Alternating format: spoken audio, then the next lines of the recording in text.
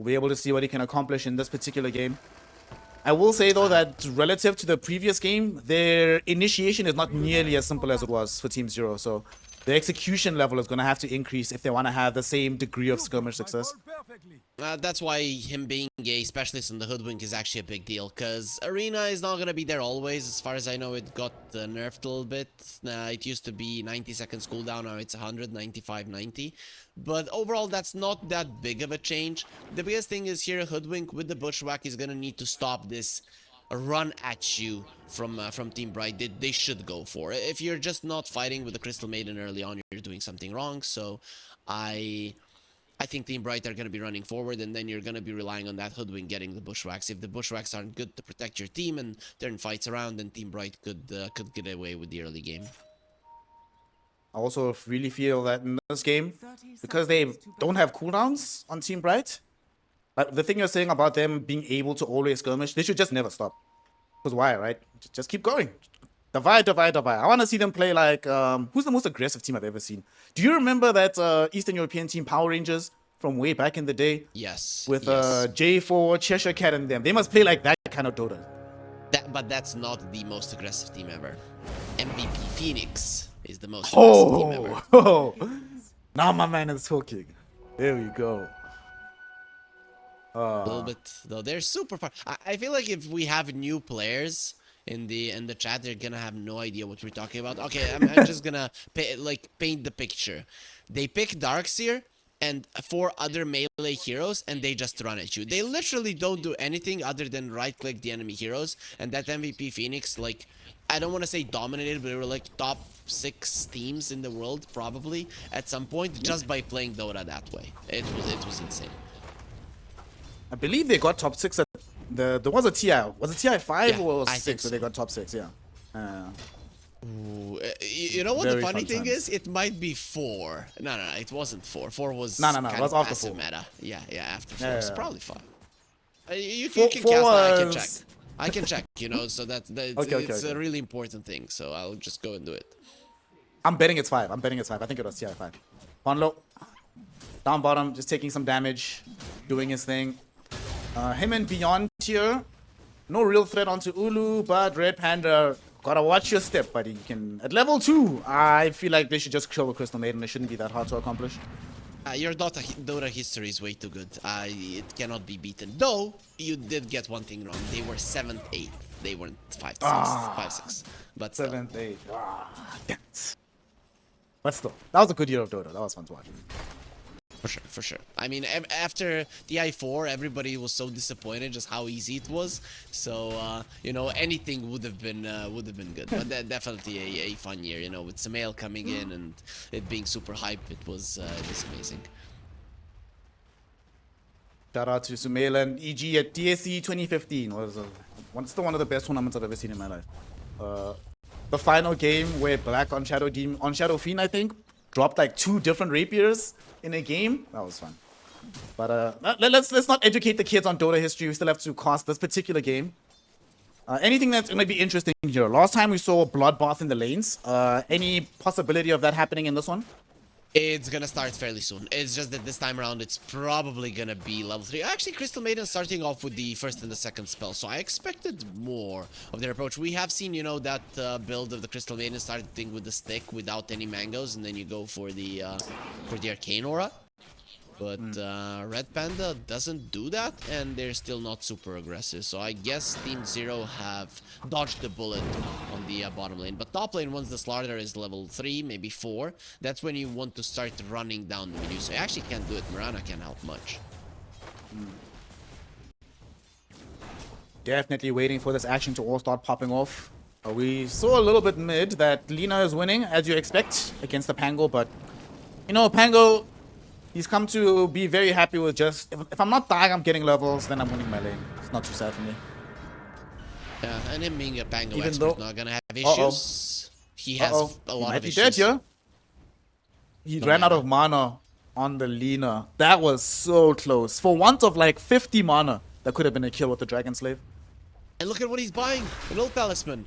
He's gonna come to the Lina. You wanted it buffed up, and well, ZZQ, you know, we're getting hyped up, or I'm getting hyped up about null talismans, and then we get a first blood. ZZQ ends up dead. Well, actually, that's probably the nerf from the movement speed on the Mirana taking effect. I'm not so sure he dies if it was the previous patch, man. Okay, sure. That's I agree. That 5 movement speed really coming in handy here. We're seeing that Ice Frog and his changes, they always make sense there. There we go. You see this null talisman, if it wasn't buffed, you wouldn't have bought it. But after the buff, he's like, this is the best thing ever. It's going to be a small contest over a water room. Beyond is in trouble. But Mars is dying. Beyond is actually going to die. Mars. He ends up dying down. I did not anticipate that happening. I thought the first person to die in this lane was going to be the Crystal Maiden, not the Mars. How the hell did that happen? I mean, it's a lifestealer Crystal Maiden. Crystal Maiden is super strong in the lanes. If you go for her and it doesn't work out, instantly you don't kill her, she's gonna run you down. And, if you don't go for her, then she's gonna go for you. I guess so many slows. Mars he's carrying a big shield, a big spear. These two are slowing you down. You just cannot outrun them. Game is hard overall there to end up losing the life, but he still has quite a lot of CS, so not going to feel too bad about himself. Handedly winning the CS war against the lifestealer. So he's chilling. That's how it goes. Good animation, good damage on the Mars. And I'm still waiting on Ice Frog to add a hero that is not gonna have good animation, good damage at the start of the game. It just hasn't happened in the last like 10 heroes added. I feel like it can't be fun to design a hero that doesn't have good damage and animations, right? That's half the fun, to figure out how to make something that feels broken just from rip. Sure, but where's like a Wisp type hero or something? We'll see. The new guy coming in, there is a chance that he's not gonna have good animation. Like Hoodwink. Hoodwink definitely has very good animations, catches the Maiden, but the spear is in a sort of a wrong angle, so they can't find the rebuke to actually kill the CM. Instead, TK makes a rotation over and they burn down Ponlo. So they are on fire right now. At the same time, mid lane, is that a solo kill from XWY onto 7E? Yes, it is, baby. Got the level 6 first, ends up zapping him with the Laguna Blade. This early game for Team Bright, man, it could not be going any better for them as it stands right now. And it's not gonna stop, right? You get high level in your supports. Both the Batrider and the CM are very good at rotating as well to the mid lane, which is what you want to do when you have the Lina on your side. They kind of missed this first power rune. We're lacking on resources a bit, but the next power rune, when you can leave the lifestealer all alone, is gonna be different. Lifestealer right now, starting to build into his omelet. Do you still want to buy Radiance this game as the lifestealer, or do you go a different build? I think you do. The Medusa doesn't want to buy an MKB, so sure, you just go for it. I feel like Radiance is mostly a farming item. Before you get it as a lifestealer, you just don't do much. Armlet you get so that you can stay in the lane longer, and then you get close to your relic. Usually you're gonna get pushed out at that part. You still farm the jungle quite slow. Once you get the Radiance, it changes. So I'd be okay with it. We'll see what the progression is for him. XWY, of course, playing in the mid lane now. I don't think we'll see the same build. Previous game, we saw Ulu go for... He went like, what, Mjolnir first, came back for like a 4-star, then he went Gleipnir, then he went Falcon Blade. It was like a lot of mid-tier items at once. And speaking of Ulu, he was putting some pressure onto Beyond down bottom, but Beyond is going to be A-okay. Survivable enough at the moment on the Mars, not to actually die anymore. I feel like Gleipnir is still the build for the Lina. You get a Maelstrom, maybe into full Gleipnir, or Maelstrom travels Gleipnir. That's still a mid lane Lina build, so very rarely do people go for like the magical damage approach. And yeah, XWY is queuing up a Maelstrom. It would be fun to see a Kanda Lina bottom lane. Beyond, bye-bye. Ooh. Man, is Beyond just gonna have a rough start to every game? Because his game 1 start was also quite difficult on the Doom.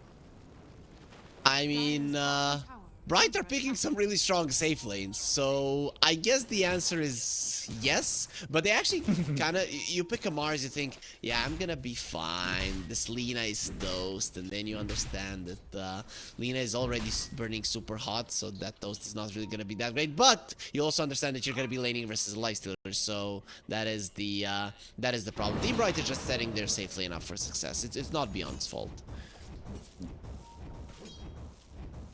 Right now, his dream is just to survive as XWI is farming away. And looks like Team Zero would be happy to get a kill so that they could at least accelerate their timing on pushing on these towers. Probably don't want it to be like game 1 where they had to wait 15 minutes for their first building. But unfortunately for them, very similar to game 1, their ability to siege towers is atrocious from Team Zero. Exactly. You're gonna be needing to bring in the Medusa at some point. Once you get the Manta Medusa, I don't think this is a game where you're gonna be allowed to just farm. And the thing is, with this kind of a start, you might have to, which is a disaster. This is why the start for Team Bright is so huge. Also, Lina was very low on resources, so you could see the Team Zero were trying to capitalize on it, kill the supports. Team Bright supports, they know when to stay hidden. That's just, for now, beautiful gameplay coming up from them.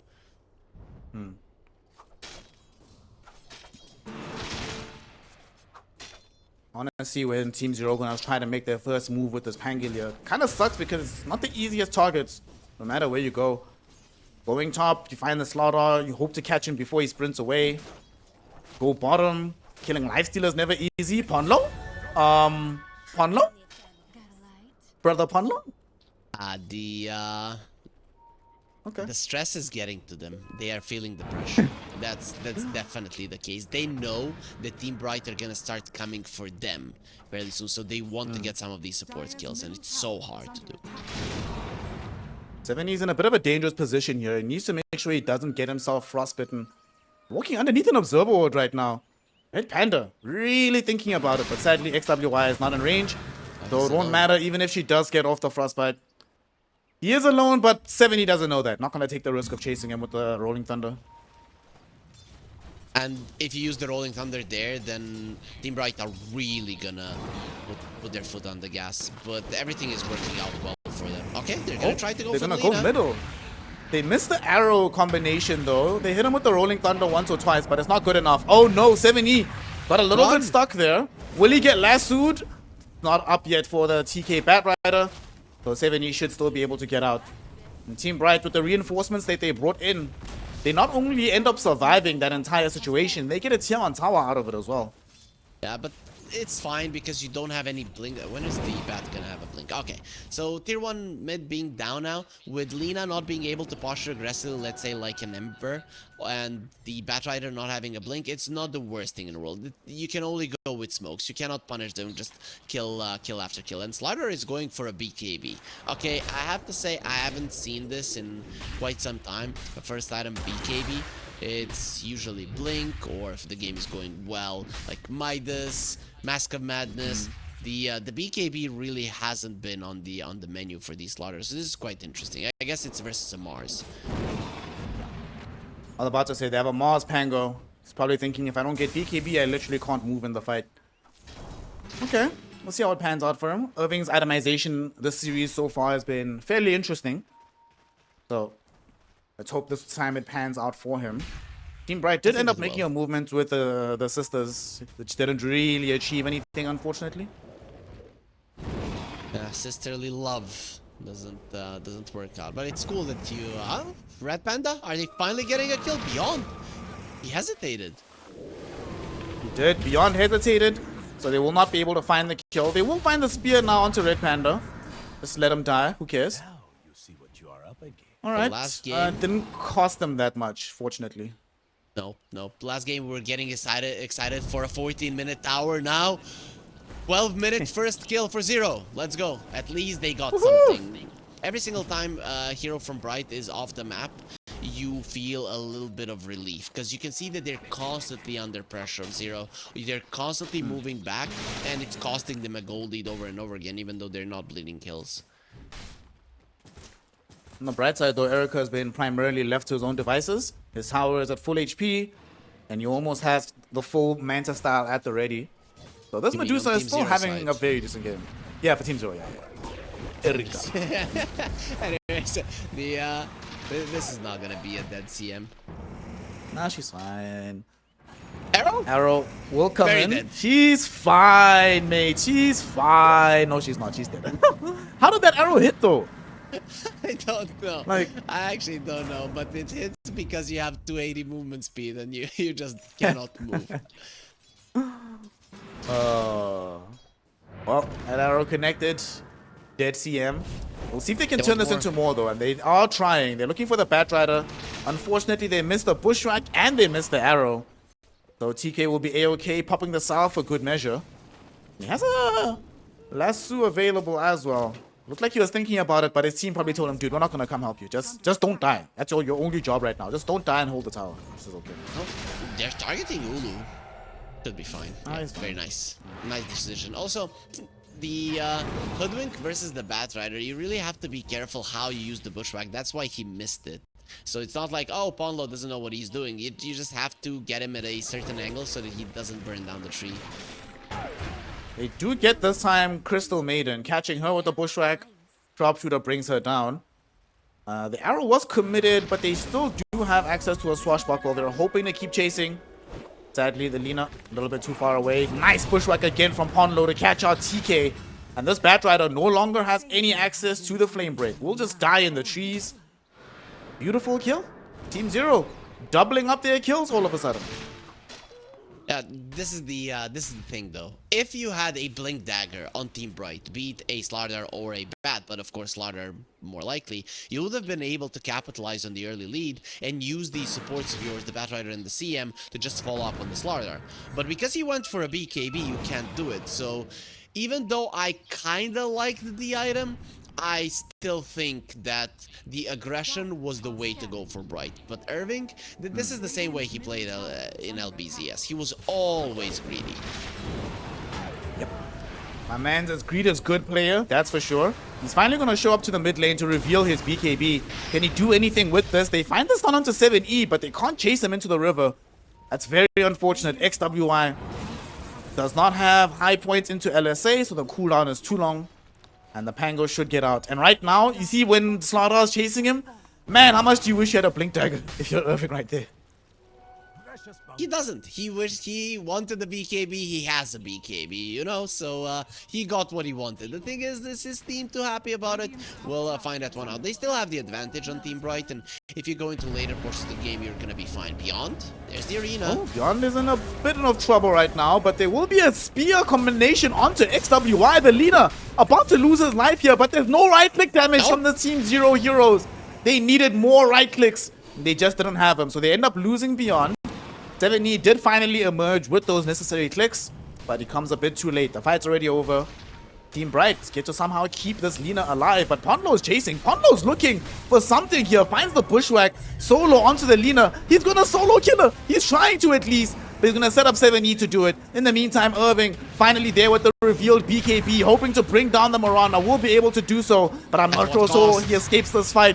Will he die here? It looks like he will. They are trying to find revenge with Red Panda getting off the freezing field, bringing down Ponlo in the process. But Team Bright lose 2 of their cores here. It's a 3-for-2 exchange. But nonetheless, there's parity in the golden experience exchange at the end of the fight. And also a 9-second BKB of the Slaughter, so definitely a win for Zero in general. Plus, they were the ones on the aggressive, and that was after a great healing Lotus was given to the Lina. I think it was the Slardar who gave it to her, because well, he was on top lane just collecting them all the time. Without it, the Lina would have died earlier, and it might have turned out into an even bigger disaster. You probably wouldn't have brought the Mirana down, but still, I mean, it was shown that the Slardar can fight with the BKB quite effectively, but you still cannot start fights. So he's still gonna be. I think you might want to slow things down a little bit more now on Bright and go for the Blink Dagger. And you can see that Irving is farming in the safest place possible. Yeah. He wants that blink, but Team Zero do not want to let him get it. They're going to be the ones that smoke up now, hoping to find somebody here in the jungle. They can find Irving. Man, that would be huge if they can find Irving, but equally big if they can get to XWI, which I doubt they'll be able to do. And looks like they're not going to catch anything with the smoke. They want the mid lane tower. You have the 2 blink daggers on zero side, so if you open up the mid lane, it's gonna be huge for you to just keep catching the enemies. They start off with Red Panda. Miss the arrow from ZZQ, but it's fine. Reinforcements will arrive though. First off, they get the Lasso out onto the Mirana, dragging her underneath the tier 1, and they blow her up. They couldn't keep the Pango in position though, and they'll just let him escape. While all that was happening, Beyond did manage to finish off the tier 1 tower down in the bottom lane, so they don't get exactly the tower they wanted, but they still get some map control for Team Zero. Medusa has been untouched though, and I feel like he could be joining in on this mid lane push. Now when the Mars gets the bottom tower, his path towards the mid lane is gonna be quite short, and that means that the Medusa can come over. At this point in the game, with the Stone Gaze, he has it leveled up. The Medusa just doesn't die, and he's coming. I think this is the right move. This is the happiest score you could possibly have. The safe lane Medusa. 20 minutes in the game, I'm 0-0-0. More please. I don't understand carry players. I don't understand you guys. 0-0-0. I'm like, yeah, that's super boring. Why would anybody want it? Bro, this is the most therapeutic thing. When the game is just quiet, people are killing each other, and you're just there in the Ancients, doing your thing. Man, it feels fun. Very enjoyable. Yeah. Very true, very true. It can be enjoyable, but still not super fun. Still, they are going to be making a move towards the top lane. Mars DP there, I think he showed himself, so this is going to be something that Team Bright should be able to read. Speaking of carry players, our other carry, Ulu, has now picked up his Radiance. Just arrived with the courier now, so he's ready to fight, but he's underneath an Observer Ward right now. Bro, Ponlo, does he always place wards in this exact corridor? Second game in a row. Now we're going on to Ulu here. Rolling Thunder will not connect. The 4-star from Red Panda ensures that they do not have the clean angle of initiation that they needed. They smoked under vision, even though their lifestealer just got jumped there. So Team Zero, they know about this, and they probably don't want to fight without the Rolling Thunder. But, well, the fight might be coming to them. TK was looking for the catch onto ZZQ, but ends up getting caught himself. Now they're trying to rush forward, but Ulu has the Rage TP. Beyond, though, he wants bigger quarries, looking for XWI, who gets off the BKB TP. And unfortunately, they do not have BKB piercing disables. Arrow connects onto Red Panda. How slow is this hero, Harry? He's just dead. My goodness, so unfair. She thought she was out, but they bring her back to reality and send her to the fountain. That's super sad. I think this time he didn't see it. It just went through the trees. It was just beautifully used by ZZQ. So well, let's not put the blame on the slow CM. She's used to the cold, right? In the cold, molecules, they don't move too fast. She got left off.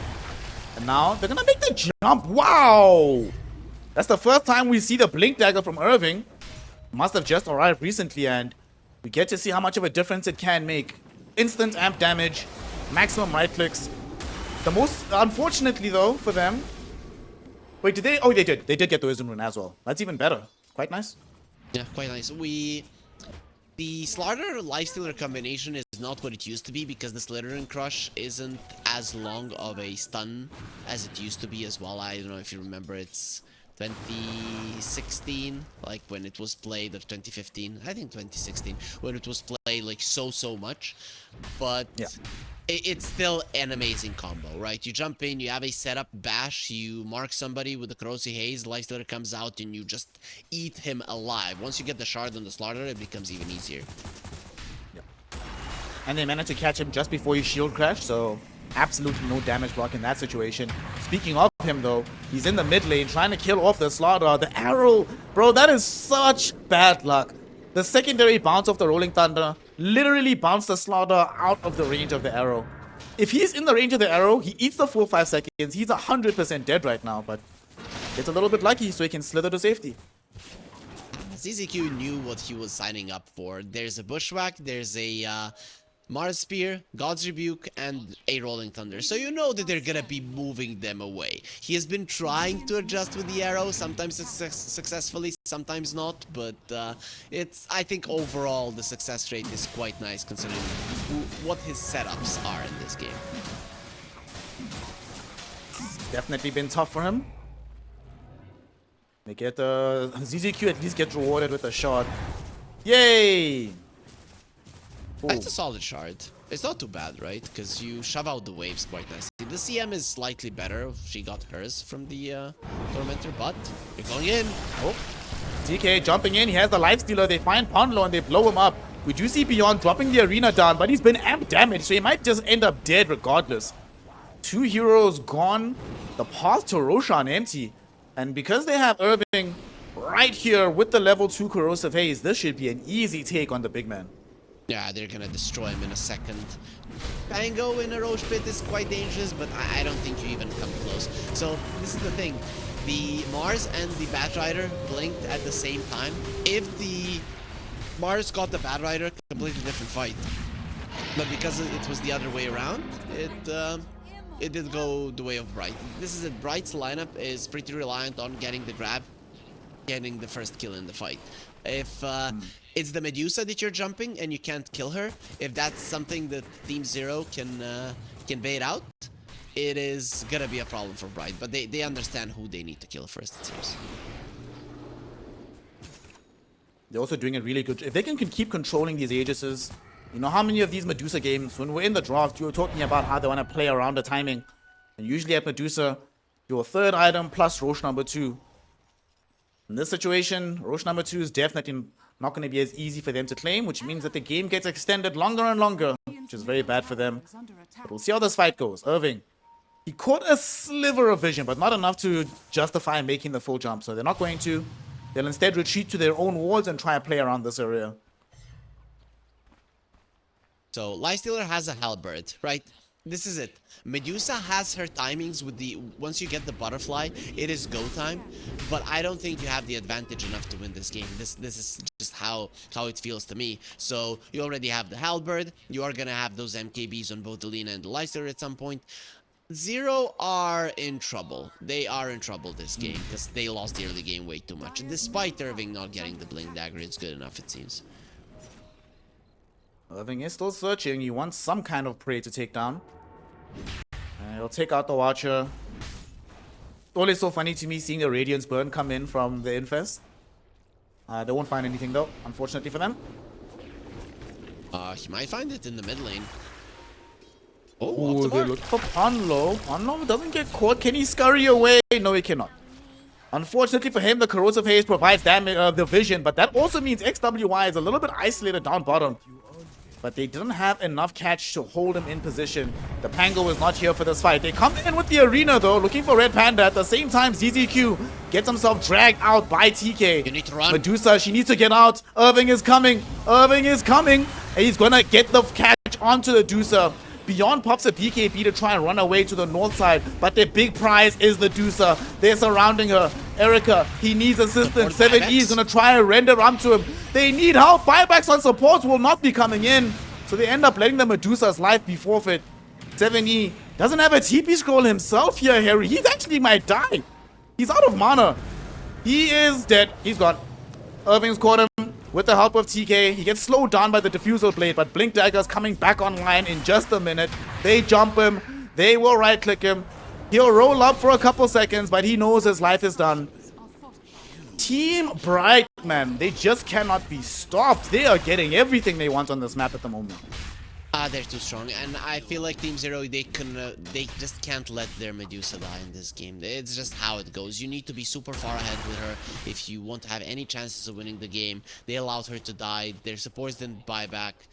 I think that's the time where you probably all in to try to save her. The second she used the disperser, tried running away, they still weren't on her, had full mana, full HP.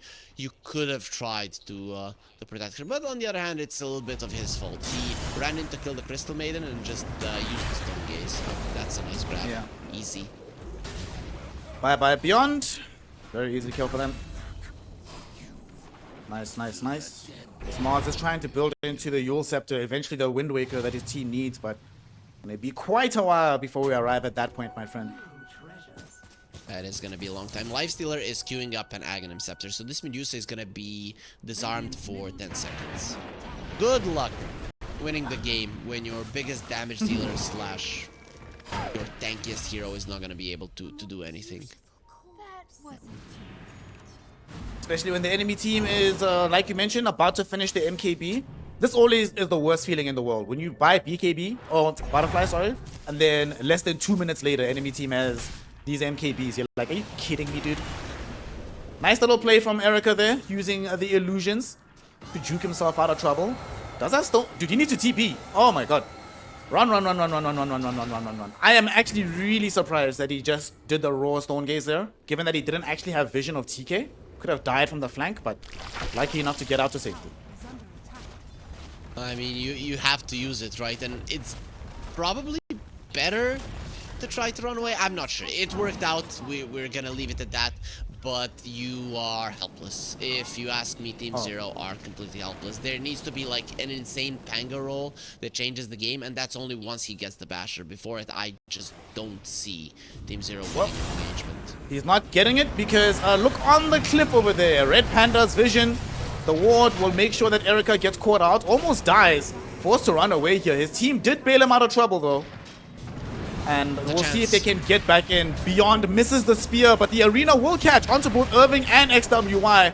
How much further can this fight go? Irving will be the first casualty, gets taken out. And look where Ulu is. He is isolated from the rest of his team. They're not in the same place at all. Fortunately for him, he does have the Rage TP out. Creates enough space for the rest of Bright to escape. Okay, that was a miracle. You know, I thought the Medusa was dead for sure. They caught her before the Stone Gaze came back online, but she miraculously gets out of that situation. The disperser movement speed is not fair, right? You just get yourself out of a bad situation and the reset. This is it. When the Medusa is the first one to jump, you can win a fight. The problem is, of course, at some point here, they're just gonna rip her apart as well, because they do have the ways of doing it. But that's as good as it gets. Bait on the Medusa if you can. That's your last bet. Tier 2 tower is gonna fall now, and Team Zero will be able to equalize a lot of the gold lead that they've lost out on. Now down to a mere 3k. Pretty much no difference at this stage of the game. Yeah, pretty much. This is the timing of the Medusa. So usually you would hope at this point in the game that you're winning the game, you're ending it. But at least they are feeling like they can play Dota, which is a step in the right direction for Zero anyways. Bro, press F6, dude. Look at the win probability. It's perfect. Literally 50-50. Oh, you love to see it. Doesn't happen often enough. I still kind of disagree with it. I still think Bright are in a better position. Now it changes back again. So Lord Gaben is unsure. I still think you have one damage dealer, one big damage dealer on the side of Zero. I guess if I'm Ponlo, I'm building damage in this one. You need the Hoodwink in the later portions of the game to contribute in the damage department. Ponlo is definitely wishing that he'd gotten a Maelstrom earlier. There wasn't really space for it, but would have been very nice if he had an item like that to help him scale throughout the game. We also have to worry about the scaling of Team Bright supports. BKB will eventually come out for TK, and that is a big deal. Not being able to stun him up. If Batrider is only vulnerable to Stone Gaze, man, that makes you feel so good. Basher is coming on the Pango soon, so that is for me like the big item for Ponlo. Poor Ponlo. Oh well, try to TP out, got caught. Ends up dead here.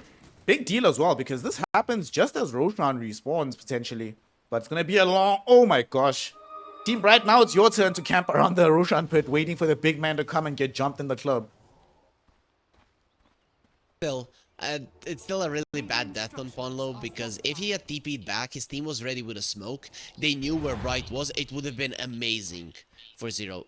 With this... Now your whole move is kind of screwed up. At least they get the AD room, so maybe they can still go for an engagement. They should. Yeah, they definitely will. They're gonna smoke up. They even gave it to the Medusa in the bottle to hold it until they get to the fight. Ponlo about to respawn. Unfortunately, they've taken the tier 2 tower, so it's gonna be difficult for him to immediately get back into the fight unless he goes to the outpost first. DK waiting on the outskirts. Irving just picked up some precious cargo. But he's a little bit far away from the rest of his... Dude, if they knew where the rest of his team was, they might have just tried to jump him right there, but they do not. So they will hold off. It is still a 4.5k HP hero with a Lifestealer infested, plus you have the Aghanim Scepter on the starter, hard hero to kill. But if there was ever a time for Zero to win an engagement, it's right now because of that AD rune. They don't have the Basher on the Pango just yet. He's so close. Very, very close. Right Just shy of having the full money. Vision is being provided. The ward they don't have a sentry. This is game losing. Oh no. Oh no. They see them. TK knows. Irving, he gets both of the supports at once. Not gonna be able to kill them off though. As TK, he finds the big target. They found the Medusa. She does get off the Stone Gaze though. And now damage goes back onto TK. They bring down the Batrider. Buyback immediately. Ulu, yet again, isolated from the rest of his team. Where are the homies? Irving says, here I am. Dumps in with the BKB. Demolishes Ponlo. As Red Panda assists, killing off the Medusa with the Freezing Field. A double kill right now for XWY. Bangalore will end up dead. Ulu inside of him, tearing him apart from the inside out. And after that, Beyond will join him in the grave, granting a triple kill for XWY. And man, that Observer ward, you countered it. You said that this is the game-losing, fight-losing ward. And how they started that fight was pretty much perfect. Irving finds the stuns, and they can just keep chasing from there. Yeah, they did lose the Batrider there because they wanted to control the Medusa. That's just that you got ahead of yourselves. I still think the Lifestealer, when they got in, he couldn't get the kill instantly. Should have just gone back and controlled the Medusa. Halberd, Infest, make sure that your guys don't die. But either way, they knew after that initiation, whatever you do, you're winning the fight. That's just how it goes. Perfect jump. Allows them to start taking the lane of Rax right now. And they're already getting ready to retreat just in case. And TK, he's actually going to find Ponlo. So Ponlo will also be bursted away. Beyond, sitting here behind the trees. He's waiting to try and go in. He misses the spear back though. TK will not end up dead. Will they at least catch him? The buyback will not be in vain here. So this Batrider will die, but it's a dieback too. Yeah, he bought back in the previous engagement. Okay, Roche not is so bad. For zero then. Roche is for zero. They need to kill it super fast, but this is next to the enemy outpost. They are coming in numbers. They prevent this from happening. No, they cannot. They're not even going to stick around the area to try and stop this. They're just going to give up on the Roche in its entirety. But it doesn't seem like Zero want to take the risk of actually going into the pit for it though. Go for it. Like, don't cower from it. This is the only way for you back in the game. Even with the Aegis, it's debatable if they can do anything. But you have to make this play, so they will. That's Team Bright were greedy and wanted the Raxes. That it was much better. You see the glyph, you go back, you get the Roche, and you're gonna be happy about it. Why does he have a banner? Why is he bugging? Oh no, it's what happens is he keeps what happened when he started getting attacked. So I think somebody hit him bottom once or twice, and then that pretty much locks the banner onto him even when he moves. What? When did they change that? It was like a while ago. Really? I've seen so many times like, when Roche starts, he literally starts moving towards the other side, dies on the Radiant side, and drops the cheese. Like, wait, and I saw it like 3 days ago. I saw it 3 days ago. Like, literally, I was casting a tournament and I saw it 3 days ago. So now I'm baffled. Well, Dota's still in beta, my friend. A lot of things that are still need to be taken care of. So now I'm not sure if it should work like what you said, right? I believe you if that's the case, but I had no idea. No, I'm not sure which way it's supposed to work. Okay. Okay, we're maybe somebody in chat can tell it to us, of course, because casters here don't know how the game works, unfortunately. Nope. We thought we knew, Snare. I guess that makes a difference. People think we're casting because we enjoy the game. No, bro, we're at school. This is education for us. We're just trying to learn. Team Zero will smoke up. They just picked up an Ascetics cap for Medusa. That is a great item for her. That status resistance, baby. But let's see what they can find with this fight. Beyond, he's leading the charge here. Comes across Ulu. This is maybe not the first person you wanted, as he will just rage TP out. You don't have... Oh, the bash! It hit him! The swashbuckle bash. He does have a BKB, but he is spam pinging his crew. Boys, Help is I need coming. help. Team, I need you to get me the hell out of here. But the team succeeds. TK gives him the Uber ride of a lifetime, puts him in, drags him out, and ensures that he is safe from Team Zero. If you are you're doing something illegal, you better have a good driver to get you out of there. And TK, he's ready for his buddy. And now you want to turn it around. I thought his name is TK. Turns out he's DK from Fast and the Furious, man. Showing us what's up. Ponlo, though, I'm not so sure he has a good driver on his team, as he will experience a drive-by instead, as Team Bright swipe away his life and turn their attention to the top lane so they can get their mega creeps for this game. Yeah, that's 60 seconds on the sidelines. You do have an Aegis, so Team Bright, if they really want to, they can wait it out, but I think there's no need. You can continue applying pressure. Oh, coming out of the base. Medusa? They actually come out the base. They get the Natsu out onto Beyond here. They're going to be kept alive a little while longer. Erica threw in the Stone Gaze. Will be able to kill off TK, but now Beyond trying to fight Mano versus Irving. Irving is a very tough customer, especially with the assistance of the Lina and the Lifestealer. Erica will find out just how tough they all are as he loses his life. That's only life 1 though. Can his team bail him out for life 2? Irving goes to the backlines, demolishes both Beyond as well as ZZQ. And now Erica is all alone. He's all isolated. They cannot help him. He loses his life. Does have buyback though if he wants to expend it. But he doesn't see a point. He throws in the towel. GG is called. And Team Zero will go down, which means that Team Bright will grab Game 2 and send us into a deciding Game 3. Yep. I mean, the second we saw the draft, I felt like we should be going there. And then after the laning stage, I was pretty certain. Even though Team Bright didn't really push their advantage, they knew that the late game was theirs. You saw just how easy it was. The Spango Basher changed things a bit, but definitely not enough. And the difference there was way too huge. Medusa, this last pick, it put you on a timer that Team Zero just didn't have the capability.